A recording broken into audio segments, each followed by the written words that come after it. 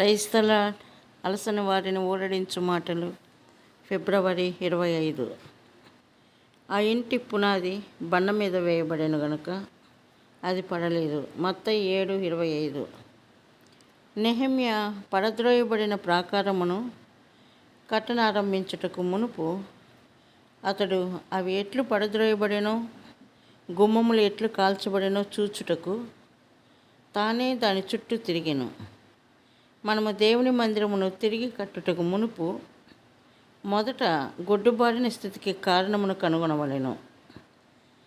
ఈ దినములలో అనేక స్థలములలో విశ్వాసులు, క్రైస్తవ నాయకులు వారి గొడ్డుబారిన పరిస్థితికి కారణమేమో తెలుసుకొనుటకు సరి అయిన పట్టింపు లేకుండా దేవుని ప్రజల మధ్య ఉజ్జీవము, మేలుకొలుపు కొరకు ప్రార్థించుచుందరు. కేవలము ప్రార్థనలో మేము పాపము చేసితిమి అని అలవాటుగా వారు పదములను కొన్ని వాడుదురు. కానీ ఆయన ప్రజల మధ్య దేవుడు పనిచేయుచున్నటను చూడలేము. వారు ప్రార్థించి దానిని గురించినదంతయు మర్చిపోవటం ద్వారా తాము కార్యమును సాధించుతామని తలంచుదురు. విశ్వాసులు కూడా దానిని గురించి ఎక్కువగా ప్రార్థన చేయకుండా, దానిని గురించి ఏమీ చేయకుండా ఉజ్జీవమును నిరీక్షించకూడదు. ఒక రోగి తన బాధల గురించి వైద్యునికి వివరముగా చెబితేనే తప్ప వైద్యుడు అతనిని పరీక్షించలేడు, లేదా అతని రోగమును తెలుసుకొని అతనికి సరి అయిన చికిత్సనివ్వలేడు. ఇశ్రాయేలు ప్రజల పాపములను బట్టియే యెరూషలేము ప్రాకారముల స్థితి ఆ రీతిగా ఉండెను.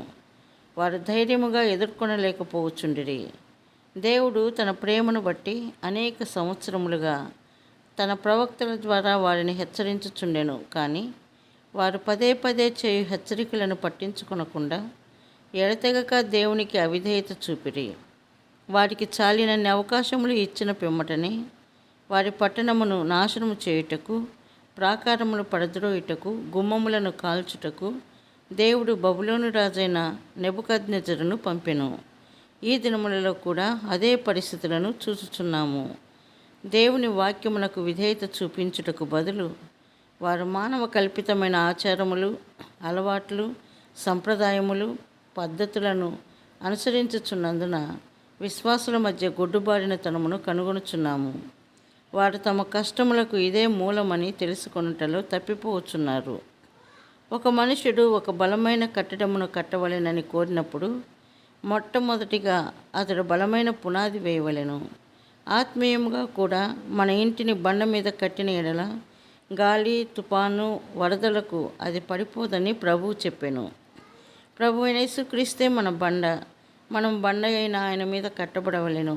అనగా కట్టడము కొరకు మన పద్ధతి, ఆయన బోధలు, ఆయన ఉపదేశములు, ఆయన పరలోక చిత్తము, ఆయన పరలోక నమూనా, ఆయన పరలోక జ్ఞానము మరియు పరలోక అధికారము ప్రకారం ఉండవలెను. ఎఫెసీ 2:20లో క్రీస్తు యేసే ముఖ్యమైన మూలరాయి ఉండగా అపోస్తలులను, ప్రవక్తలను వేసిన పునాది మీద మీరు కట్టబడి ఉన్నారు అని చదువుదుము. ఈ రీతిగా విశ్వాసులముగా బలమైన ఆత్మీయ పునాదిపై ఆత్మీయ ఇంటిని కట్టవలెను. అనేకులు మొదటి నియమమును మర్చిపోయి ఇసుకపై, దేవుని నుండి ఏ సహాయము లేని సంగతులపై దేవుని ఇంటిని కట్టుటకు ప్రయత్నించుదురు. అందుచేతనే సమస్తము చిన్న భిన్నమై ముక్కలై కూలిపోవుటను చూచుదుము.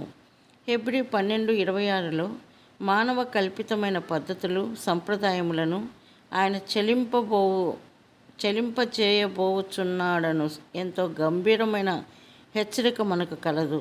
కావున మనము ఏమి చేసినను అది దేవుని వాక్యమును ఆధారం చేసుకుని ఉండవలెను.